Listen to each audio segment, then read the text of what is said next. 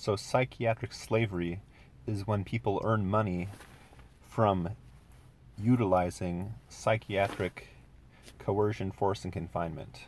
According to psychiatrist Thomas Szasz, the foundation of psychiatric slavery is civil commitment in the insanity defense. Psychiatrist Thomas Szasz wrote about 35 books. These include Insanity, The Idea and Its Consequences, Suicide, Prohibition, The Shame of Medicine, Fatal Freedom, The Ethics and Politics of Suicide, Our Right to Drugs, The Case for a Free Market. He wrote a book called Psychiatric Slavery. In that book, Psychiatric Slavery is about a Supreme Court case, the Donaldson case.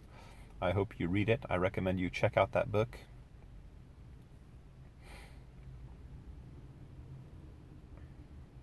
Psychiatric slavery is legal.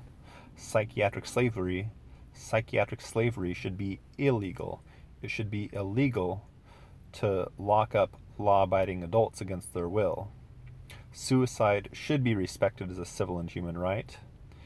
And I will say, in relation to that it will be good if we can reduce suicides to zero. If we can reduce suicides to zero, that would be a good thing, a worthwhile thing, and we should attempt to do that. We should not encourage suicide, we should discourage suicide. And to reduce suicides, we should use copious amounts of persuasion, reason, and kindness, rather than using psychiatric coercion, force, and confinement to reduce suicides. We should use persuasion, reason, and kindness. Suicide should be respected as a civil and human right for adults, but again, it will be good if we can peacefully reduce suicides to zero. If we can persuade people to not engage in suicide, that would be good. That's ideal. But if psychiatric coercion, force, and confinement remain legal, I think we're going to have a very difficult time to actually get a significant reduction in suicides. Having psychiatric slavery be legal, that is, having civil commitment be legal, discourages people from being able to have open and honest conversations about suicide in private. Adults should be able to have a private conversation about suicide with a counselor and not have any concern, or with a psychiatrist. An adult should be able to discuss suicide with a counselor or psychiatrist or social worker and not be concerned about potentially being locked up. Adults should be allowed to engage in suicide in private. It should not be a public thing. Just like other intimate bodily functions, intimate relations between people, it's illegal to do that in public. It should be illegal to engage in suicide in public. But again, my whole point here is that psychiatric slavery is legal. Psychiatric slavery is legal, and it should be illegal. We should outlaw psychiatric slavery. So I hope you read books by Thomas Szasz. I hope you spread this message to others. This is a worthwhile message. There's a whole psychiatric survivor movement that exists that consists of people who feel like they have been abused and traumatized by coercive psychiatry. According to psychiatrist Thomas Szasz indicated that psychiatric coercion is medicalized terrorism.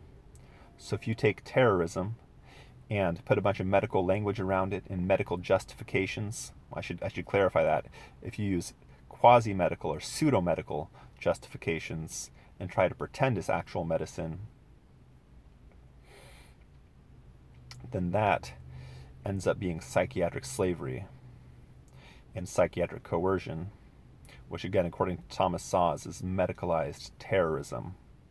You take terrorism, dress it up in a bunch of medical jargon and pseudo-medical ceremonies, metaphorical ceremonies. And Thomas Szasz wrote a book called Ceremonial Chemistry. I recommend you check it out. I've not actually read it. I can only guess what's in it. But he calls it Ceremonial Chemistry. According to Thomas Szasz, psychiatry is the secular religion of secular nations.